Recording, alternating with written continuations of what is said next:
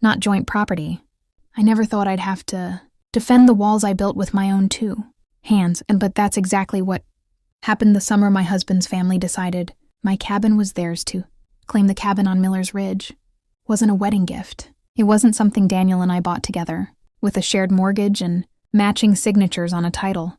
I bought it 3 years before I even met him, back when I was waitressing, double shifts at a diner off the interstate and saving every spare dollar from a small inheritance my grandmother left me. My grandmother, Ruth, raised me for most of my teenage years after my parents.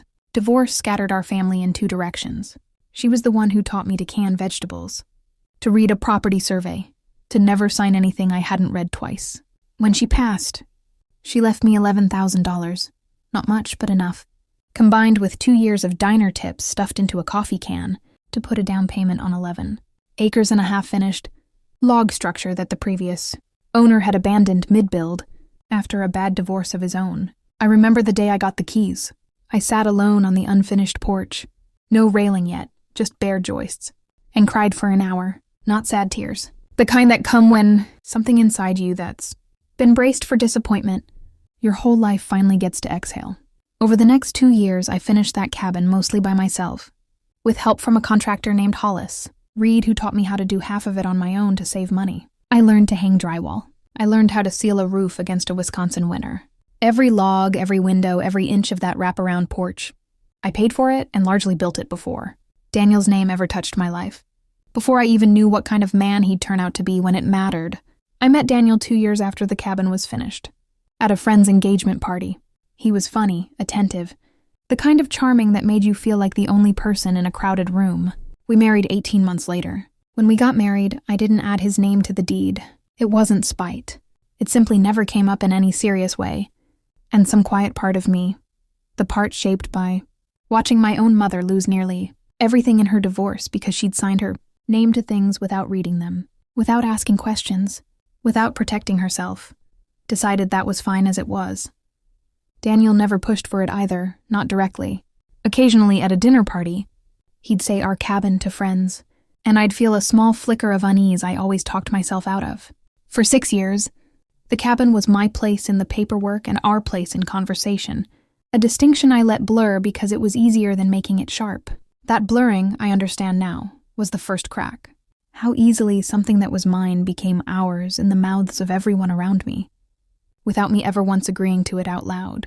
It started with a phone call on a Tuesday afternoon in June. I was at work.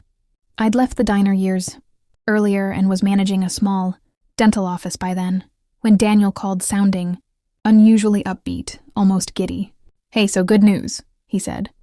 "I told my parents and Mark's family they could stay at the cabin this summer. Maybe a few months, until they get back on their feet." I actually laughed at first, thinking it was a joke. The kind of thing Daniel said to get a rise out of me before circling back to reality. A few months? "Daniel, that's not a weekend guest stay. That's practically moving in. It's just sitting there most of the year," he said. Like that settled the matter entirely. "Why not let family use it? You're always saying we should use it more." "I meant us," I said, feeling my patience already thinning. "Not your entire extended family relocating for a season." "Don't be dramatic. It'll be fine. Besides, it's not like anyone's taking it from you." I should have said no right then, firmly, and ended the conversation. Instead, I felt the old familiar tightening in my chest, the sense that objecting would cost me more socially than simply enduring would. Daniel had a particular talent, one I'd been slowly waking up to over years of small accumulated moments, for making any objection of mine sound selfish, cold, ungenerous. He could take my very reasonable no and, in the space of a single conversation, transform it into evidence that I was the difficult one, the one who didn't understand family, the one who valued property over people. So I let it go. For about 2 weeks, I told myself it wouldn't be so bad. His parents, Carol and Jean, were in their 60s, recently downsized from their house after Jean's early retirement went sideways financially. His younger brother Mark, his wife Priya, and their 2 kids were between leases, waiting on a new house to close. It was on paper a reasonable, temporary kindness. I told myself that. I almost believed it. Then the photos started showing up on Carol's social media. My porch furniture, rearranged into a new configuration I didn't recognize. Cushions I hadn't chosen. My kitchen, redecorated, with Priya's mismatched dishware stacked where my grandmother's china used to sit on the open shelf. I'd built myself out of reclaimed barnwood. A caption under one photo, cheerful and unmistakably possessive. Loving our new place. So blessed to have this. Family first. Our new place. I sat with my phone in my hand at my desk at the dental office for a long time after I saw that, ignoring the blinking hold light on the phone system. Something cold settled into my chest, a feeling I recognized only later as the exact moment a marriage quietly starts asking you a question you don't want to answer. I called Daniel that evening, kept my voice level, and asked him to look at the post. He glanced at it. I could hear him scrolling, and said, "It's just a caption, babe. My mom talks like that. She doesn't mean anything by it. She's calling it hers. You're reading way too much into a Facebook post." I wanted badly to believe him. That's the thing nobody tells you about a slow erosion. You participate in it, at first because believing the smaller, kinder interpretation is so much easier than confronting the larger, uglier one. I drove up that following weekend without telling anyone I was coming. The 2-hour drive felt longer than usual. My knuckles pale on the wheel the entire way, gas station coffee going cold in the cup holder. What I found when I walked through that front door nearly broke me. His brother's kids, 7 and 9, had drawn on the guest room wall in permanent marker, not a small scribble in a corner, but a sprawling mural that stretched from the light switch clear to the window frame. Cartoon suns and stick figures in blue and black ink soaked into paint. I'd rolled on myself 3 summers earlier. My grandmother's hand-sewn curtains, the ones with tiny embroidered wildflowers she'd stitched herself in the last year of her life, the ones I'd hung the very week I moved in, were simply gone. In their place hung a set of blackout curtains from a big box store, still creased from the packaging. I found Carol in the kitchen. "Where are Grandma Ruth's curtains?" I asked, keeping my voice as even as I could manage. She waved a hand without looking up from the onions she was chopping. "Oh, those old things. I threw them out days ago. They were so outdated, sweetheart. Practically falling apart at the seams. I hope you don't mind. I was just trying to freshen the place up a little while we're here." I minded. I minded more than I had words for in that moment. Standing in a kitchen I'd tiled myself, being told that a piece of my dead grandmother's handiwork was outdated and had been discarded like trash without so much as a phone call. Worse than the curtains, worse than the marker bleeding into the drywall, was what I overheard 2 nights later, standing in the hallway outside the kitchen at nearly midnight, having gotten up for water while everyone else believed I was asleep upstairs. Jean's voice, low but perfectly clear through the thin hallway wall. "We should talk to Daniel about helping out with the property taxes. If we're contributing something, we should have more say in how the place gets used going forward. Maybe even get some of our names added on eventually, for the grandkids' sake. It'd be good to keep it in the family properly." Carol's voice softer, agreeing. "I've thought the same thing. It only seems fair after everything." I stood frozen in that hallway in my socks on cold hardwood, listening to 2 people calmly, casually plan how to acquire a legal stake in a piece of property that had never once been discussed with me, let alone offered, negotiated, or even mentioned. Not once in 6 years had either of them asked whose name was on the deed. They had simply assumed, or decided, that enough time spent under a roof translated, eventually, into ownership of it. I went back to bed that night and stared at the ceiling until the sky outside the window turned pale gray. I didn't wake Daniel. I didn't trust myself yet to say anything measured. I drove back into town before breakfast the next morning, telling everyone I had an early meeting. I sat in my car outside a small law office downtown for nearly 20 minutes before I made myself go in and ask, cold, to speak with someone about my rights. As the sole owner of a property that had never been transferred, co-signed, gifted, or willed to my husband, let alone to his parents or his brother. The attorney, a calm, sharp-eyed woman named Renata Volkov with reading glasses pushed up into gray-streaked hair, pulled up the county property records in under 5 minutes on her office computer. "You own it outright," she said, turning the screen toward me. "Solely in your name, exactly as it's been since the day you closed on it. Your husband's name doesn't appear anywhere on this deed, and neither does anyone else's. Legally speaking, nobody currently residing there has any claim to it whatsoever. Not through marriage, not through occupancy, not through paying a utility bill or 2. If you want them out, you are well within your rights to serve formal notice. And if they refuse to leave, Then you go through the standard eviction process for occupants without a lease, which, given there's no rental agreement of any kind, tends to move relatively quickly. But most people, once they receive a formal notice from an attorney's office, understand the seriousness of the situation and leave before it escalates that far. I thought, sitting in that office chair, about every time over the years. Daniel had smiled at parties and said, "our cabin," to friends and coworkers, knowing full well whose name sat alone on the county deed. I thought about Carol telling the neighbors up on Miller's Ridge that it was the family retreat. I thought about a 9-year-old's marker looping across a wall that my grandmother's $11,000 had helped pay to raise. "Draft the notice," I told Renata. 30 days to every adult currently residing there. 2 weeks later, a certified letter arrived at the cabin, addressed individually to each adult occupant: Carol, Jean, Mark, and Priya. A formal legal notice to vacate the premises within 30 days, citing sole ownership and lack of any lease, license, or legal right of occupancy. I didn't send it out of cruelty, and I didn't send it to win some petty family war, whatever Daniel would later accuse me of. I sent it because somewhere along the way, everyone in that family, including, most painfully, my own husband, had quietly convinced themselves that ours meant theirs, whenever it was convenient for them, and that mine meant nothing at all whenever it stood in their way.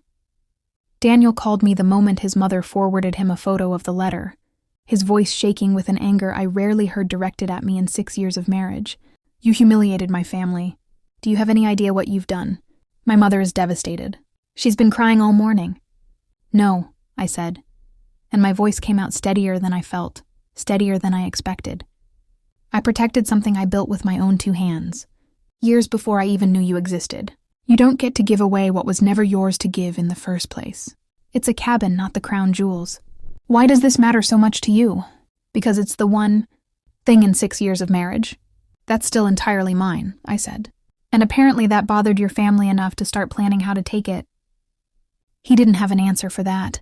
The silence on the line told me, more than any argument could, have Carol and Jean left within. The month indignant, telling anyone in the extended family who would listen that I was cold, materialistic, ungrateful for everything Daniel had supposedly done for me over the years, a rewriting of history so complete it almost impressed me.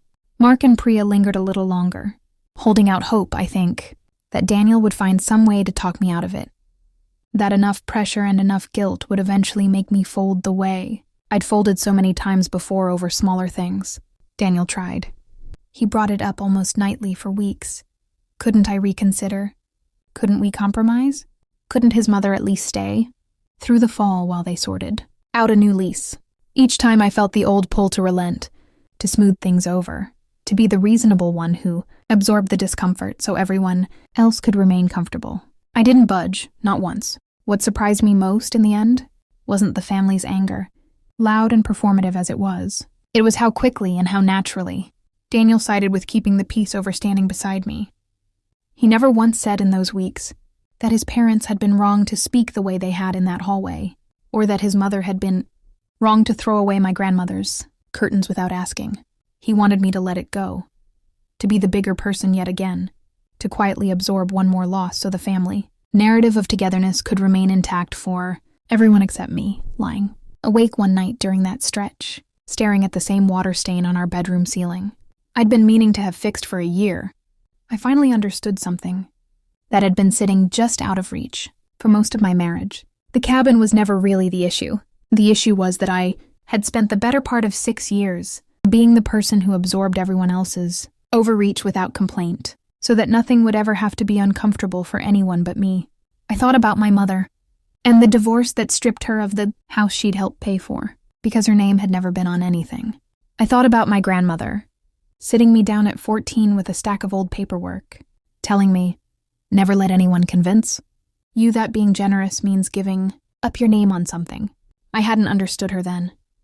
I understood her completely now. I started asking myself harder questions in the weeks that followed, not just about the cabin, but about the pattern underneath it. The small ways I'd learned, over years, to make myself smaller so the people around me could stay comfortable. The times I'd apologized for things that weren't my fault. The times I'd let Daniel's version of events become the accepted one. simply because arguing exhausted me more than conceding did. I didn't have answers to all of it yet, but for the first time, I was asking the questions honestly, instead of talking myself out of them by the second cup of coffee, Daniel. And I sat down properly, finally, about 6 weeks after the eviction notice went out. Once his family had fully moved on to a rental 2 towns over, we sat at our own kitchen table, the one in the house we shared together, not the cabin. I need you to understand something, I told him. This was never about the cabin being more important than your family. It was about the fact that not one person in your family, including you, thought my ownership of it was worth respecting once it became inconvenient. I didn't think of it that way, he said. And to his credit, he looked like he meant it. I just thought, we're married, it's basically ours. Why wouldn't my family use it if they needed it? That's exactly the problem, I said. You decided it was basically ours without ever asking me. And when I objected, you made me feel like the unreasonable one for defending something that was never yours to offer. He sat with that for a long moment, turning his coffee mug slowly on the table. I don't know how to fix 6 years of thinking that way in one conversation. You don't have to fix it in one conversation, I said. But you have to actually want to fix it. Not just apologize so this blows over. We didn't resolve everything that night. Some of it, honestly, we're still working through. What his silence in that hallway meant. What it will take for me to trust that he'll stand beside me instead of beside the path of least family. Resistance next time. Something like this happens. That part isn't finished. And I won't pretend it is for the sake of a tidy ending. The cabin is still mine. Every plank, every window, every quiet morning of coffee on that porch belongs to no one but me. I had the guest room repainted last month, covering over the marker with 2 fresh coats. And I found, in a box in the attic, a spare set of my grandmother's curtains I hadn't realized. I'd kept an old backup panel from when I first hemmed them, tucked away and forgotten. I hung it in the window myself on a quiet Saturday, alone. I think about that hallway conversation sometimes. Still, the ease with which people who'd never contributed a single dollar or a single nail to that cabin discussed adding their names to it, as though ownership were simply a matter of proximity and patience. I think about how close I came to letting it happen, simply because objecting felt harder, in the moment, than allowing it. But the deed sits in a drawer in my office, exactly where it's always been, with exactly one name on it.